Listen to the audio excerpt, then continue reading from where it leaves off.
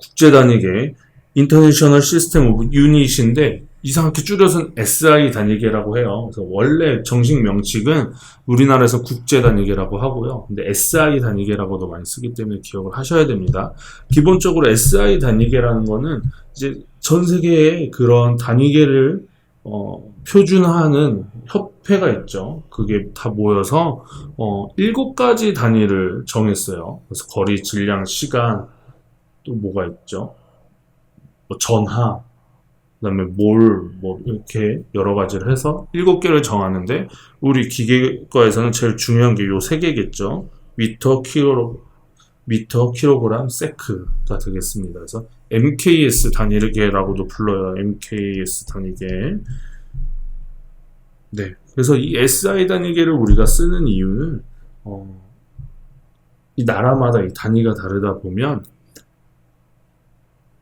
그런 거래나 그런 해석을 하기가 좀 어렵겠죠. 그래서 이제 전 세계가 SI 단위계를 쓰는데 이 SI 단위계를 쓰지 않는 나라가 3나라가 있대요. 3나라. 어떤 나라냐? 미국. 그리고 미국을 좋아하는 나이베리아인가? 라는 나라가 있고요. 그 다음에 미얀마. 이렇게 3개 나라가 있대요. 이게 굉장히 복잡해요. 옛날에는 다 각자 나라의 단위가 있었죠. 우리나라도 뭐 척, 평, 아직도 쓰이고 있는 근, 뭐 이러한 단위를 썼죠. 우리나라도. 그러니까 나라마다 단위가 다르다 보니까 이것들을 좀 통일시켜야 되겠다는 생각이 있었던 거죠. 그래서 사실 이 국제 단위계가 처음 시작된 거는 프랑스 혁명 때 프랑스에서 시작을 하죠. 그래서 프랑스 혁명 때 이 단위라는 게 예전에는 뭐 왕의 발 크기 막 이런 거였고 그러면 이거를 1인치라고 하자 했을 때 1인치를 정할 수 있는 도량형을 이렇게 왕이 막 맘대로 하고 이랬으니까 이 프랑스 혁명 때 이 단위를 통일하게 됩니다. 그냥 왕한테 가져가서 요거 단위 통일하는 거에 내가 서명하세요 아니면 죽어요 이런 식으로 협박을 했다고 하는 것 같아요. 그래서 프랑스 대혁명 때 단위가 통일되게 되고요. 프랑스의 단위가 통일됐겠죠. 프랑스 대혁명이 끝나자마자 누가 나오냐면 나폴레옹이 나오죠. 나폴레옹이 전 유럽을 통치를 하면서 유럽 전 대륙에 이제 프랑스 단위계, SI 단위계를 사용하게끔 하면서 이제 국제 규격으로서 시작이 되는 거죠. 이 국제 규격을 만들었는데 끝까지 이 국제 규격을 안 따르는 나라들이 있었던 거죠. 그게 이제 대표적으로 영국이에요. 영국과 프랑스는 사이가 안 좋으니까 영국에서는 프랑스 단위계, 이 국제 단위계 SI 단위계를 쓰지 않고 야드 인치라는 단위를 쓰게 된 거죠. 그래서 야드, 인치 아직도 많이 들어보는 그런 단위들이 되는 거죠. 그러니까 그때 이제 영국의 식민지 중 하나가 미국이었죠. 영국의 식민지 중 하나가 미국이다 보니까 영국을 따라서 미국도 야드인치 단위계를 쓰고 있었는데 영국은 자기네가 물건을 파는 나라들 대부분 SI 단위계를 쓰다 보니까 결국 영국은 야드인치계를 포기를 했어요. 그런데 이제 영국의 야드인치계를 받아서 쓰던 미국은 아직도 그 야드인치계를 이어받은 미국 단위계를 쓰고 있어요. 그래서 미국에서는 아직도 뭐 피트, 인치, 파운드 이런 단위계를 쓰고 있죠. 그래서 미국 그리고 미국이라 친한 나이베리아 잘 모르겠는데 미얀마는 또 자기네 전통 단위계를 쓰고 있대요. 그래서 이 세 나라 빼고는 전 세계 모든 나라들이 SI 단위계를 쓰고 있다라고 기억을 하시면 되겠습니다. 우리나라도 근을 쓰면 좀 이상하죠. 어디는 160g이 한 근이고 어디는 우리나라도 근이라는 게 뭐 어디마다 다 다르잖아요. 어디는 600g이 한 근이고 어디는 580g이 한 근이고 다 다르잖아요. 그리고 뭐 근을 3등분하면 1인분이고 이상한 그런 것들이 사용되고 있는데 정확하게 이제 그람으로 표시하는 게 중요한 거죠. 평도 이제 못 쓰게 돼 있는 거고요. 그래서 이 단위가 굉장히 중요하고요. 이제 보시면 기본적으로 이제 거리를 잴 때 미터라는 단위를 쓰게 되죠. 미터.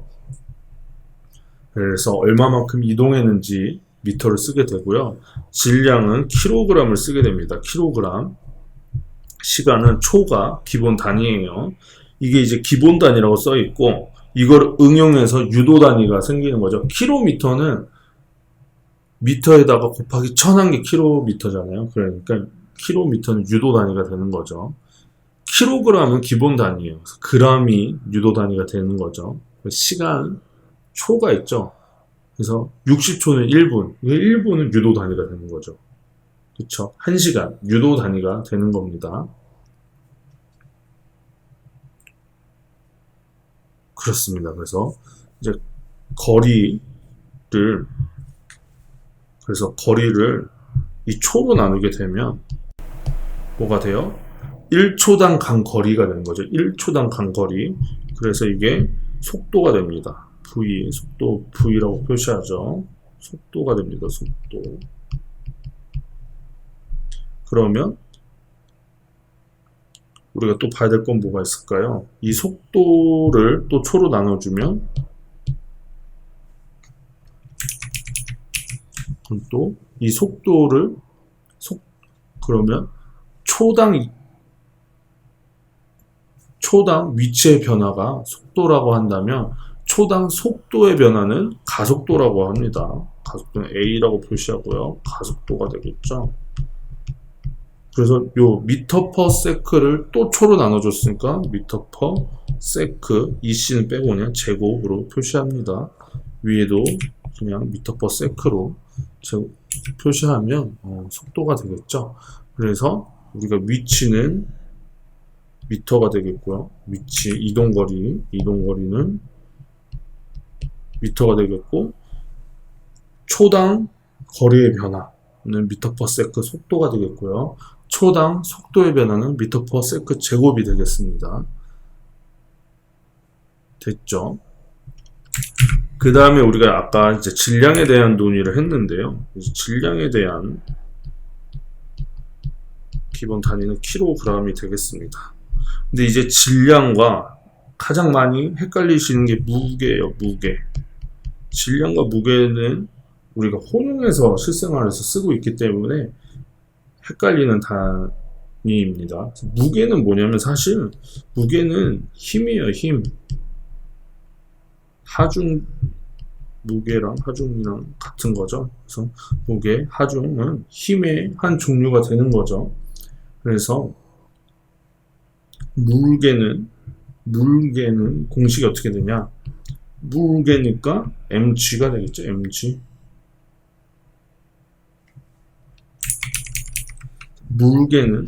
하중은 공식이 어떻게 되냐면 무게죠. 무게 mg예요. 무게 약자 mg가 바로 무게 공식입니다. 질량은 그냥 m이잖아요. 그쵸? 그래서 무게, 하중, 힘은 이 mg 또는 F는 ma였죠. 그래서 A가 가속도라고 했어요. 가속도는 속도의 변화라고 말씀을 드렸죠. G는 뭐냐면 중력 가속도예요. 중력 가속도. 중력 가속도는 뭐라고 했죠? 이 중력에 의해서 속도가 변화하는 것을 특별히 중력 가속도라고 하는 거죠. 그래서 요 실은 유명하죠. 피사이탑에서 여기서 물건을 떨어뜨리면 0초 때 딱 떨어뜨린 시점에서는 속도가 0m/s일 거예요. 근데 1초 후에는 뭐가 되겠어요? 중력은 9.8 가속도니까 m/s 제곱이 되겠죠. 1초 후에는 9.8 m/s가 되겠죠. 1초에 9.8 m/s씩 변하니까 2초에는 어떻게 되겠어요? 곱하기 2배야 19.6 m/s 되겠죠. 그래서 이게 중력이 이렇게 땡기니까 질량과 상관없이 속도가 변하죠. 속도는 그렇죠. 그래서 이 하중, 무게, 힘과 같은 개념입니다.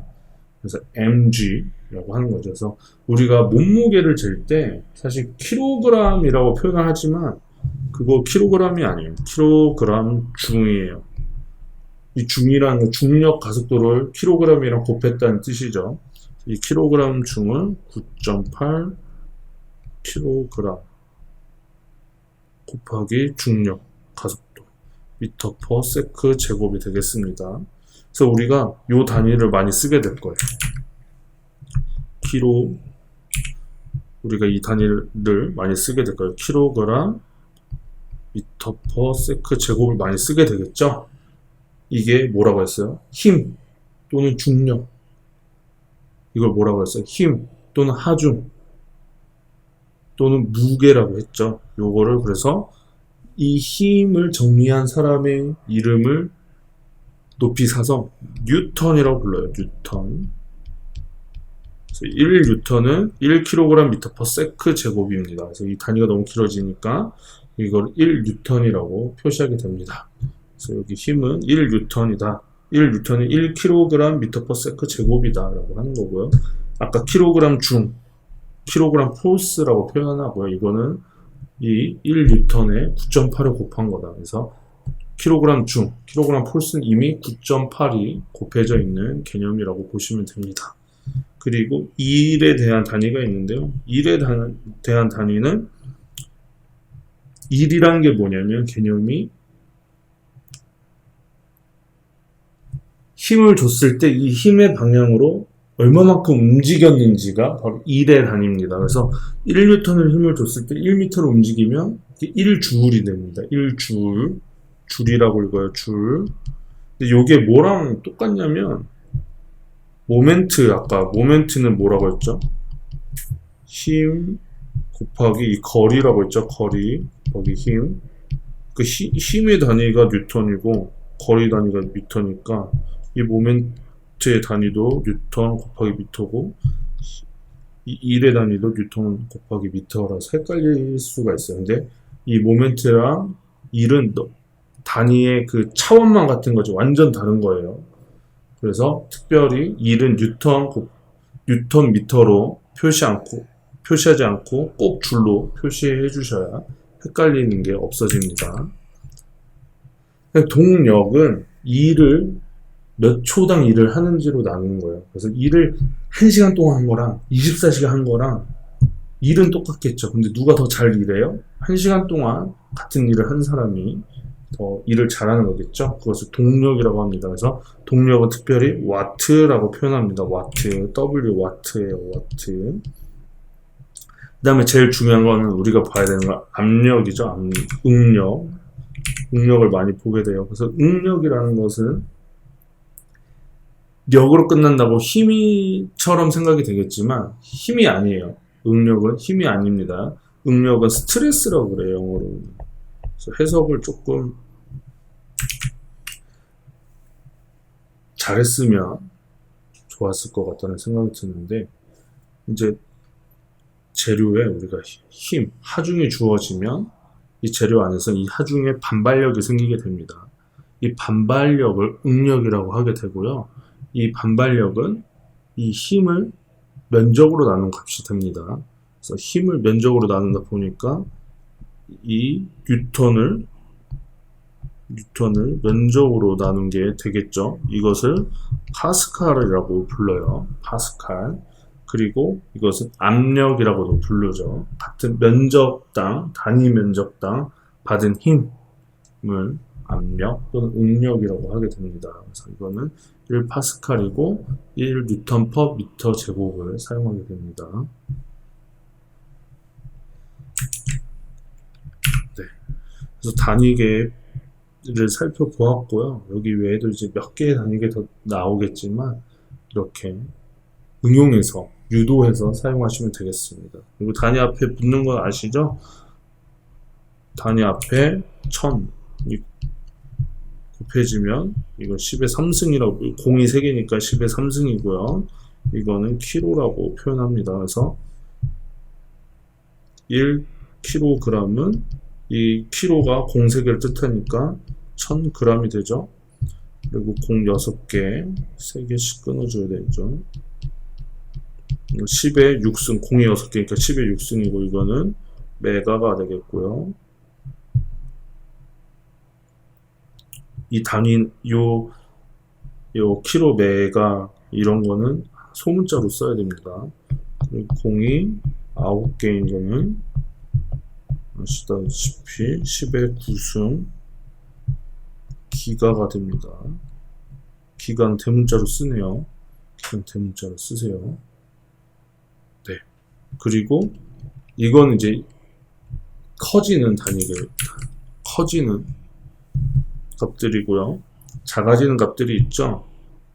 곱하기 작아지는 값들이 있죠. 곱하기 0.01이 되는 거, 이거를 센치라고 하고요. 우리가 흔히 하는 1cm는 0.01m죠. 그 다음에 곱하기 0.001이 있죠. 이게 미리가 됩니다.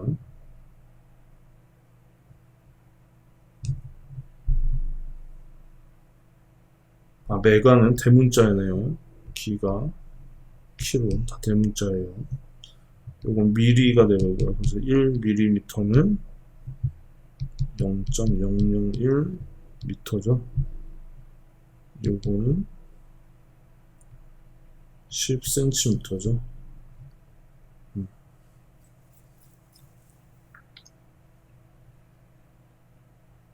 그쵸. 1mm는 그래서 요거는 0.1cm가 되는 거죠.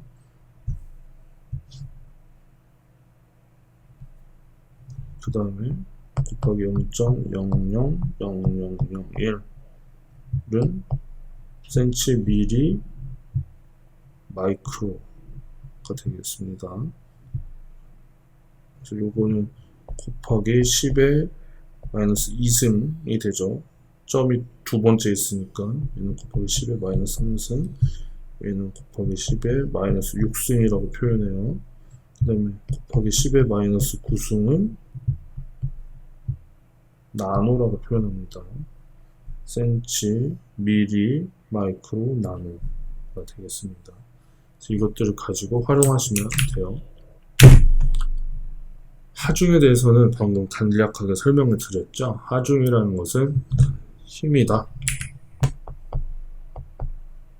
또는 무게다 라고 표현을 했어요. 여기 써있네요. 힘 또는 무게.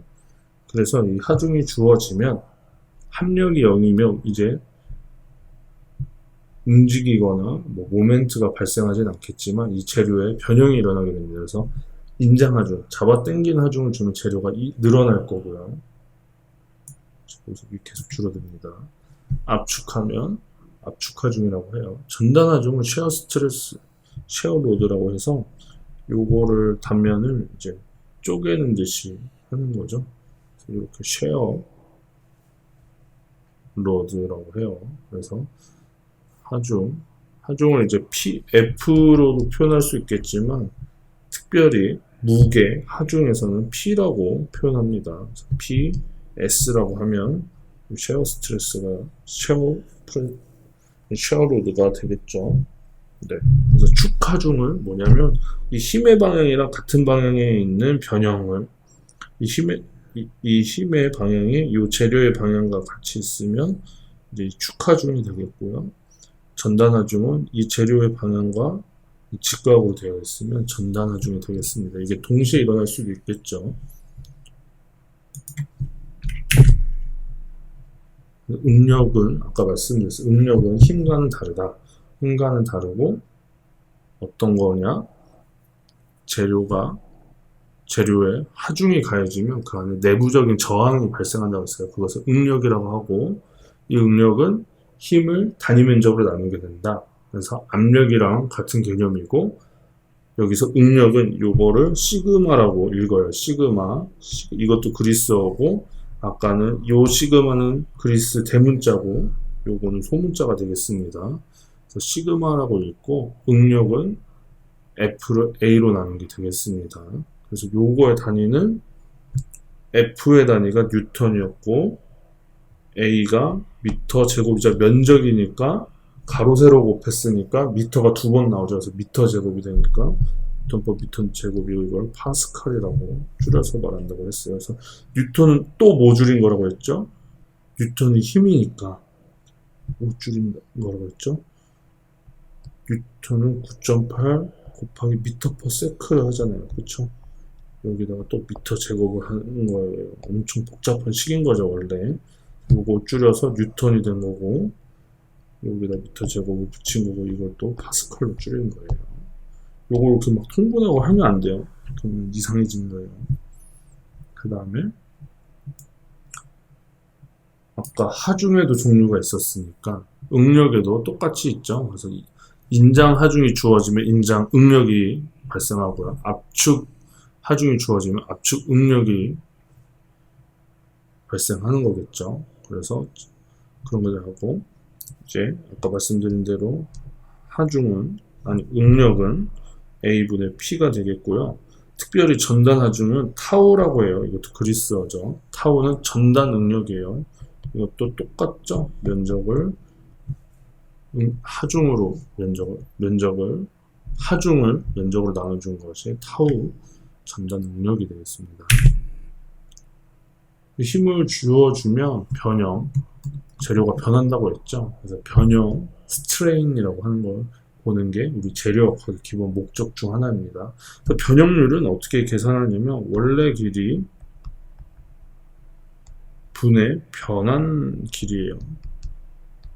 그래서 4m에서 4.1m가 되면 원래는 4m가 들어가고 변한 길이니까 0.1m가 들어가는 거예요. 그래서 엄청 변형률은 작은 값이 나오겠죠. 이 변형률을 엡실론이라고 씁니다. 이것도 그리스어고요. 이걸 입실론이라고 하고 원래 길이를 그래서 요 변형률을 엡실론이라고 표시를 하고요. 그래서 원래 길이 분의 원래 길이를 이제 L이라고 표현한다면 늘어난 길이에요. 그래서 나중 길이가 아니고 늘어난 길이니까 이거를 델타 L이라고 합니다. 변했다. 얼마만큼 변했는지. 요거는 원래 길이분의 나중 길이를 다시를 붙여서 나중 길이에요. 그리고 원래 길이를 빼주면 늘어난 길이가 되겠죠. 원래 길이.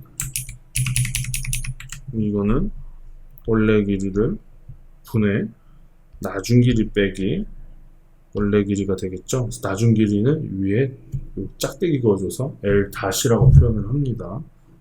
변형률의 종류는 아까 보시면 잡아당길 때 발생하는 이 축을 따라서 발생하는 종 변형률이 있어요.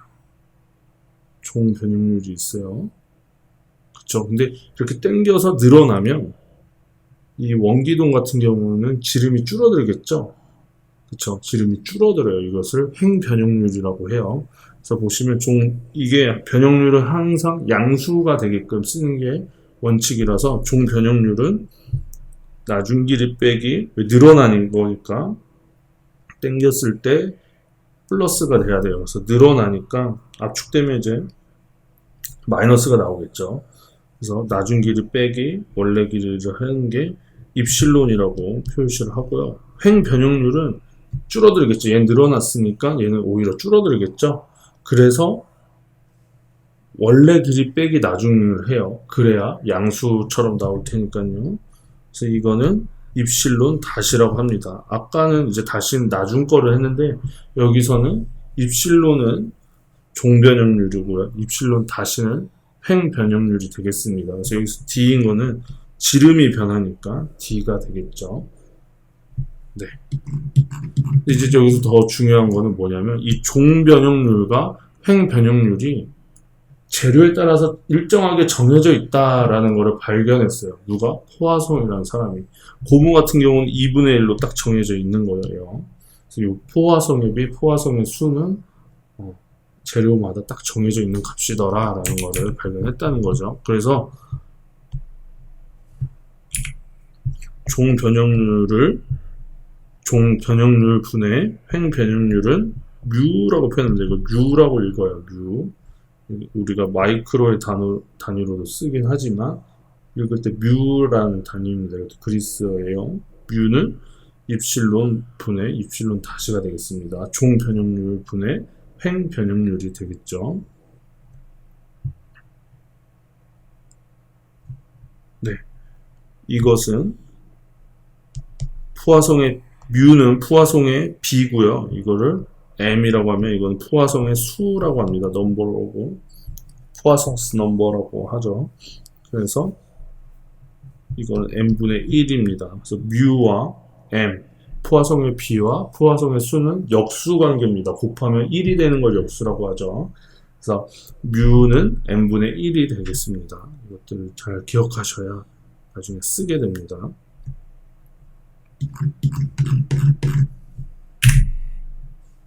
그래서 이제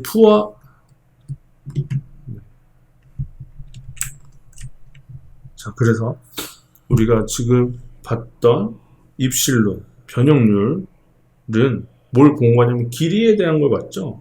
길이, 지름도 길이니까 종 변형률, 횡 변형률 다 길이 차원에서 보게 된 거예요. 근데 이제 면적 차원에서 변형률을 봐야 되겠다라는 거죠. 그래서 이 재료를 잡아 당기면 어떻게 돼요? 이 길이는 늘어날 텐데 요 횡 변형률은 줄어들게 되겠죠. 그러면 단면적은 어떻게 변할까? 늘어날까? 줄을까에 대한 고찰이 여기서 일어나게 되는 겁니다. 그래서 보시면 재료가 이렇게 있어요. 재료가 있는데 여기서 길이는 L이고 높이는 H고 요 가로는 B가 되겠습니다. 그러면 이 L은 종 변형률로 변화하게 되고요. H랑 B는 횡 변형률로 변화하게 됩니다. 그래서 L은 어떻게 변해요? 잡아 당겼을 때 L은 어떻게 변합니까? 원래 길이 더하기 L 곱하기 변형률이 되겠죠. 이게 L이 변하는 겁니다. 그러면 B는 어떻게 될까요? B는 줄어들겠죠? 얘는 잡아 당겼으니까 L은 늘어났는데 L이 늘어났으니까 B와 H는 줄어듭니다. 그래서 B 빼기 B 곱하기 입실론 다시가 되겠죠. H도 마찬가지죠. H도 H 빼기 H 곱하기 입실론 다시가 되겠죠. 이거를 가지고 이제 면적에 대한 변형률을 구하게 됩니다. 면적에 대한 변형률은 무엇일까요? 면적에 대한 변형률은 무엇일까요? 변형률은 무조건 입실론을 쓰고요. 면적이니까 A를 미첨자로 달아주겠습니다. 그래서 입실론 A는 원래 면적을 변화 면적으로 나눠주는 거고요. 그쵸? 이 A는 이 면적은 줄어들게 될 거예요. 왜? 얘가 늘어나니까 당연히 면적은 줄어들어야겠죠. B도 줄고 H도 줄니까 당연히 면적은 줄어들겠죠. 다시 L은 늘어났지만 B도 줄고 H도 줄었으니까 면적은 줄었겠죠. 왜? 면적은 B 곱하기 H니까 B도 줄고 H도 줄었으니까 A도 줄 겁니다. 그러니까 줄으면 이걸 지금 입실론 A는 양수가 돼야 되니까 나중 거에서 먼저 걸 빼면 마이너스가 되니까 먼저 거에서 나중 거를 빼게 되는 거예요. 그래서 A 빼기 나중 A가 이제 입실론 A 면적에 대한 변형률의 공식이 되겠습니다. 여기서 A 면적은 B 곱하기 H라고 말씀드렸죠. 그래서 B 곱하기 H 빼기 요 변한 건 뭐죠? 변한 B 곱하기 변한 H라고 했죠. 그래서 아까 변한 B는 뭐라고 했죠? 변한 B는 B 마이너스 B 입실론 다시라고 했고 변한 H는 H 마이너스 H 입실론 다시라고 했죠. 그래서 A 다시는 마이너스 B 마이너스 B 입실론 다시가 되겠고 얘는 H 마이너스 H 입실론 다시가 되겠습니다. 근데 얘는 B로 묶을 수 있겠죠. B로 묶으면 B는 1 마이너스 입실론 다시가 되겠죠. 얘도 H로 묶으면 H는 1 마이너스 H 다시가 되겠죠. 요거를 이렇게 바꿔주면 B 곱하기 H는 B 곱하기 H 마이너스 BH 1 마이너스 입실론 다시 제곱이 되겠습니다. 그러면 요 BH 약분해 줄 수 있겠죠? 그러면 입실론 A 면적에 대한 변형률은 1 마이너스 입실론 다시 제곱이 되겠습니다.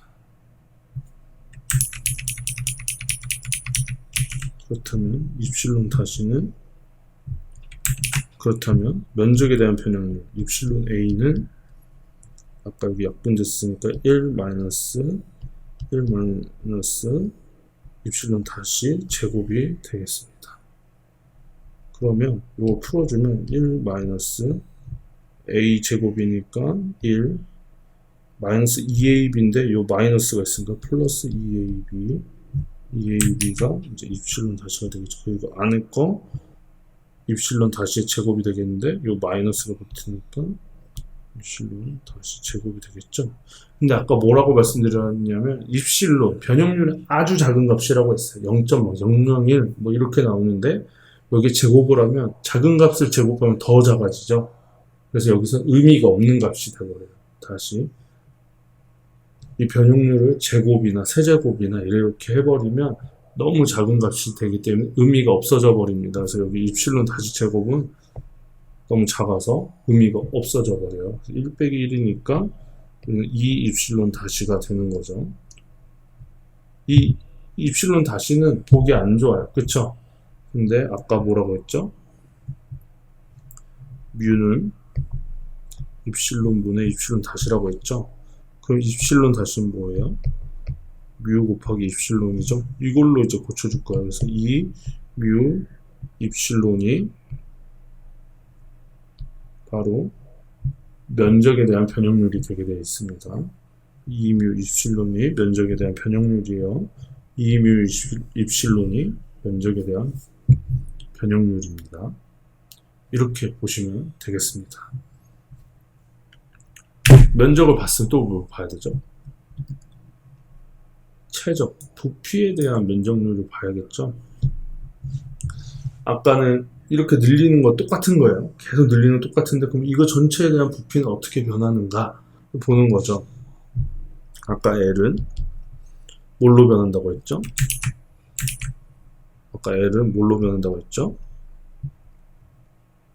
L을 늘어나니까 L 더하기 L 입실론이 된다고 말씀드렸죠. 얘는 L로 묶어지겠죠. 그래서 1 플러스 입실론이 되겠죠. 근데 B는 뭐가 된다고 했죠? B 빼기 B 입실론 다시가 된다고 했죠. 얘는 B로 묶어서 1 빼기 입실론 다시가 됩니다. H도 마찬가지죠. H 빼기 H 입실론 다시니까 H 1 빼기 입실론 다시가 되겠죠. 그럼 면적은 뭐죠? 면적은 L 곱하기 B 곱하기 H가 되겠죠. 입실론, 볼륨, 최적에 대한 변형률은 똑같아요. 원래 변형률을 변한 변형률인데 여기서는 웬만하면 당겼을 때 최적이 늘어나게 되겠죠. 당기는 힘을 줬으니까 당연히 최적이 늘어나게 됩니다. 그래서 이건 뭐가 되냐? V는 나중 것 빼기 원래 거를 해야 돼요. 아까랑 다르죠. 나중 것 빼기 원래 거를 해야 되고요. 그러면 원래의 최적은 L 곱하기 B 곱하기 H가 되겠고요. 위에도 L 곱하기 B 곱하기 H가 되고 빼기 아니죠. L 곱하기 B 곱하기 H가 되겠고요. V 다시는 이 위에 거를 다 곱해줘야 돼요. 그래서 L 곱하기 B 곱하기 H고 길이만 늘어났고 길이만 종탄성계수고 B랑 H는 횡탄성계수니까 얘 제곱이 되겠죠. 그리고 나중 거를 원래 거를 빼주죠. LBH. 요게 최적에 대한 변형률이 되겠습니다. 이것을 정리해주면 LBH로 앞에 뒤에 다 나눠줄 수 있겠죠. 1 플러스 입실론 1 마이너스 입실론 다시 제곱 빼기 1이 되겠고요. 보시면 1 플러스 입실론 하고 얘는 제곱이니까 풀어주면 a제곱 마이너스 2 ab 여기 b제곱 되겠죠? 마이너스 1이 아직 있고요. 이걸 또 1에 대해서 정리해주면 1 마이너스 2 입실론 다시 플러스 입실론 다시 제곱 그리고 입실론에 대해서 정리해주시면 입실론 마이너스 2 입실론 다시 입실론 더하기 입실론 거기 입실론 제곱 마이너스 1이 되겠죠. 여기서 보시면 입실론 또는 입실론 다시만 살아남고 얘네끼리 곱해져 있는 건 다 죽습니다. 왜? 너무 작아지니까. 그래서 입실론 다시 제곱도 없애주고요. 입실론 다시 곱하기 입실론 죽고요. 입실론 곱하기 입실론 다시 제곱도 죽습니다. 다 사라져요. 1이랑 마이너스 1가 없어지죠. 뭐만 남냐면 입실론 빼기 2 입실론 다시가 나오게 됩니다. 그러니까 입실론은 뭐라고 했죠? 뮤 곱하기 입실론이라고 했죠. 입실론은 뮤 곱하기 입실론이라고 했고 그 입실론을 정리해주면 1 마이너스 2뮤가 됩니다. 그래서 고무는 이 뮤 값이 2분의 1이라고 했어요. 2분의 1 넣으면 그냥 빵이 돼버리죠. 그래서 고무 같은 경우는 힘을 줘도 최적의 변화가 없습니다. 다른 금속들이나 이런 것들은 당기면 최적이 늘어나게 되겠죠. 왜? 이 뮤 값이 0.5보다 다 작아요. 0.5보다 다 작아요. 늘어날 수가 없어요. 그쵸? 뮤는 0.5보다 다 작아서 늘어날 수가 없고 고무가 2분의 1이에요. 금속도 아니죠, 고무는. 그래서 고무는 당겼을 때 최적이 늘진 않는다 라고 보시면 되겠습니다. 그래서 일단은 네. 그리고 이제 지금 보신 거는 이제 축에 대한 인장을 보신 거죠. 압축이 되면 부호만 바뀔 것이고요. 근데 이제 전단하중, 전단 응력에 의한 전단하중, 전단 변형이 일어나게 되겠죠. 이거는 이제 보시면 요 로라고 표현하죠. 이 로는 이제 전단 변형률을 로라고 하고 전단 변형률은 이렇게 주니까 재료는 가만히 있는데 재료가 이렇게 생긴 거에서 이렇게 비틀리게 됩니다. 그래서 각도로 봐요. 각도. 그래서 여기 보시면 L 분의 얘가 이만큼 이동했죠. 그래서 요 값으로 보게 됩니다. 그래서 L은 란다 S, 요걸 란다라고 읽어요. 그리스입니다. 란다 쉐어 스트레스에 의한 거니까 란다 S가 되겠고요. 요거 보시면 윗변분의 높이가 되겠죠. 그래서 탄젠트 세타 하시면 되고요. 라디안 값으로는 세타가 되겠습니다. 요거는 디그리 360도 할 때 도가 단위가 되겠고요. 요 라디안은 단위가 없어요. 그래서 그냥 세타가 되는 거죠. 같은 값이에요. 이게 작을 때는 같은 값이 됩니다. 밑변분의 높이니까 탄젠트가 되는 거죠. 그러면 수직 변형률과 전단 변형률의 관계는 어떻게 되는가? 수직 변형률과 전단 변형률은 어떻게 되는가를 보겠습니다. 수직 변형률은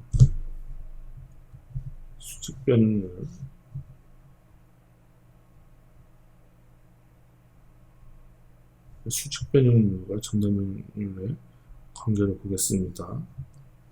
우리 입실론 수직 변형률은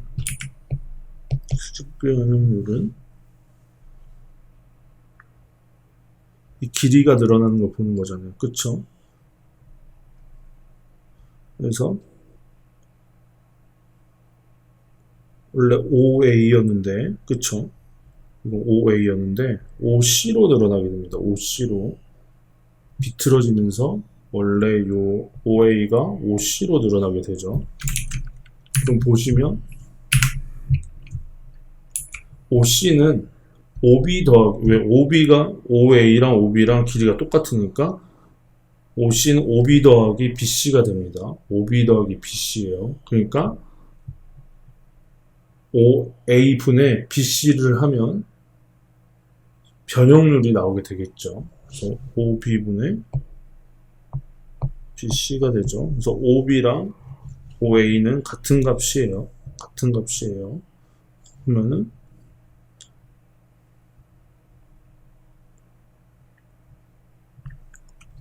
그러면 그럼 OA는 구할 수가 있죠. 왜? 여기 L 값이 있으니까요. L 값이 있으니까요. 그쵸? L 값이 요게 딱 45도가 되겠죠. 왜? 이거 같으니까 직각삼각형 경우는 45도가 되겠죠. 45도. 그래서 코사인 45도 L은 뭐가 돼요? 코사인 45도 곱하기 요 OA가 되겠죠. 네, OA 코사인 45 OA가 이제 빗변이니까 OA 곱하기 코사인 45도는 L이 될 겁니다. 그러면 이제 거꾸로 OA는 L 곱하기 코사인 45도가 되겠죠. 그쵸? 그 위에 BC는 뭐가 돼요? BC는 확대해서 보시면 요 란다 S는 OA 요 란다 S는 요 AC랑 똑같은 값이 되겠죠. 이만큼 비교간 거가 당연하죠. 그러면 여기도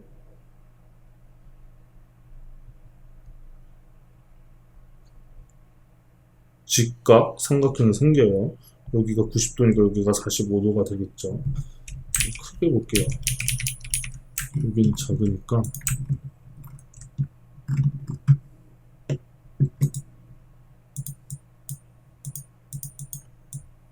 크게 보겠습니다. 자, AC가 란다 S랑 똑같죠? AC가 란다 왜 이렇게 손이 커?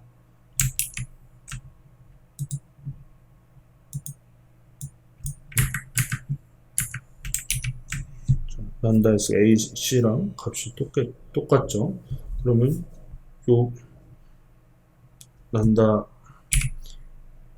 여기 요 BA랑 BC는 길이가 똑같으니까 얘도 직각이 되고 여기가 45도가 되겠죠. 그러면 어떻게 됩니까? AC는 란다 S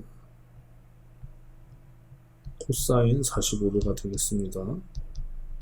그래서 OB는 아까 뭐라 했죠? 코사인 45도 분의 L 란다 S 코사인 45도가 된다고 말씀을 드렸죠. 그럼 이게 뭐가 되냐? 란다 S L분의 란다 S 이게 뭐가 되냐? L분한 이게 뭐가 되냐? 이게 뭐가 되냐? 이게 뭐가 되냐? L분의 란다 S 코사인 제곱 45도가 되겠습니다.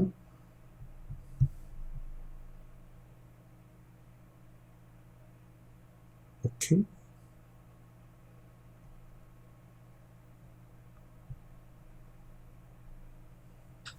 코사인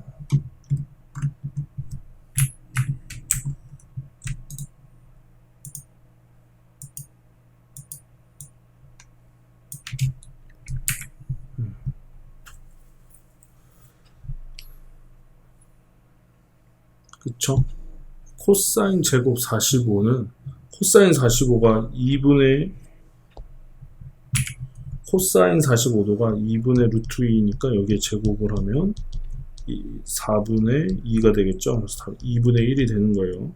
그러면 L분의 란다 S 거기 2분의 1인데 여기 보면 L분의 란다 S는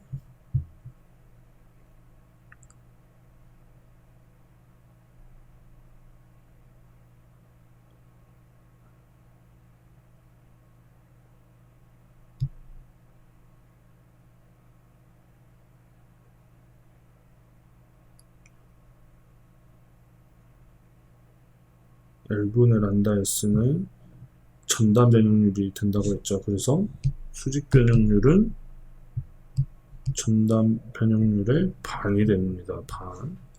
한번 기억하시면 되겠습니다. 그래서 뭐 증명까지 외우지 마시고 요식 정도는 기억하시는 게 좋겠습니다.